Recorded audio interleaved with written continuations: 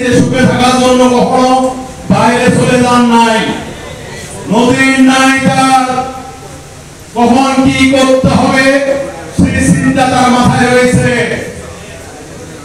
উনি সুস্থ হয়ে লন্ডন থেকে কিছু সুস্থ হয়ে উনি বাংলাদেশে ফিরে এসেছেন। সেই দিনের অবস্থা আমরা কিন্তু বাংলাদেশের কোন জায়গা থেকে আমাদেরকে ডাক দেওয়া হয়নি, সেন্ট্রালি বরঞ্চ নিরুৎসাহিত করা হয়েছে। আমাদের মহাসচিব বলেছেন যে পরীক্ষা হয়েছে রাস্তাঘাট যাতে বিঘ্ন না ঘটে, এই জন্য লোক কম হওয়াই ভালো। আমাদের নীতি আগে বলে দিয়েছেন। তারপর লক্ষ লক্ষ লোকের সমাগম সেদিন ঢাকার রাজপথে বাংলাদেশের মানুষ সব বিশ্ব দেখতে পেয়েছেন। প্রিয় ভাই আমার, আজকে অনুভব করতে পারছেন আওয়ামী লীগকে নিষিদ্ধ করতে হলে খালেদা জিয়াকে প্রয়োজন। আপনাদেরকে এটুকু বুঝতে হবে আগামী দিনে আওয়ামী লীগ নিষিদ্ধ হওয়ার জন্য যমুনায় যেতে হবে না।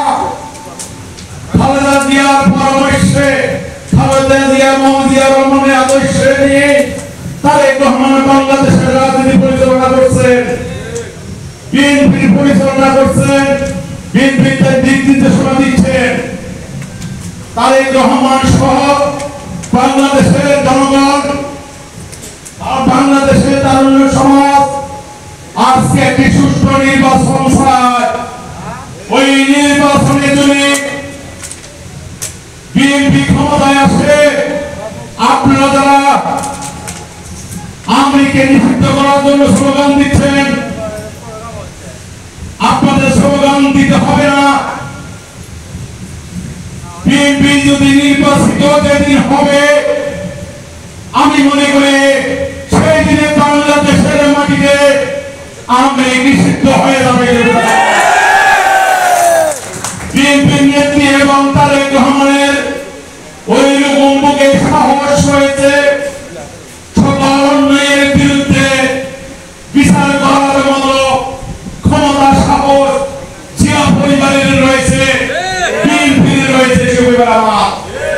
আর কোন নেতৃত্বই এত বড় ক্ষমতা এবং এত বড় বিশ্বাস, এত বড় বুকের সাহস এই বাংলাদেশের মাটিতে রাখে না ভাই আমার।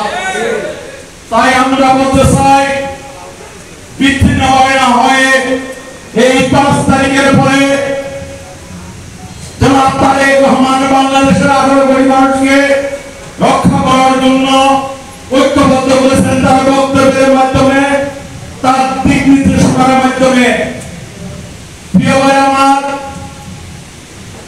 আমরা আপনাদের প্রতি আহ্বান জানাতে চাই, তারেক রহমানের নেতৃত্বের প্রতি আস্থাশীল হয়ে তারেক রহমানের ঐক্যের ডাক দিয়েছেন। নির্বাচনের পরে প্রেসিডেন্ট আওয়ামী লীগের বিরুদ্ধে যারা আন্দোলন সংগ্রাম রাজপথে করেছেন, সবাইকে নিয়ে একটি সরকার গঠন করতে চায়। ওই সরকারে এসে আমরা আসলে সকল সমস্যা সহ আওয়ামী লীগ নিষিদ্ধ, আওয়ামী লীগের বিরুদ্ধে বিচার ব্যবস্থা, হাসিনাকে বিচারের ব্যবস্থা এনে তারেক রহমানের নেতৃত্বে বাংলাদেশ আমরা সফল করতে পারবো ইনশাআল্লাহ। এই জন্য সবাইকে তারেক রহমানের নেতৃত্বে ঐক্যবদ্ধ হওয়া আমরা আহ্বান জানাচ্ছি। আপনারা যতই সিরিয়াসলি করুন, আপনারা যমুনার সামনে মিছিল দিচ্ছেন আওয়ামী লীগকে নিষিদ্ধ করার জন্য, আরেকদিকে আব্দুল হামিদ আমাদের বাংলাদেশের বাড়ি থেকে থাইল্যান্ডে অবস্থান করে এই ব্যবস্থাকে করে দিয়েছেন।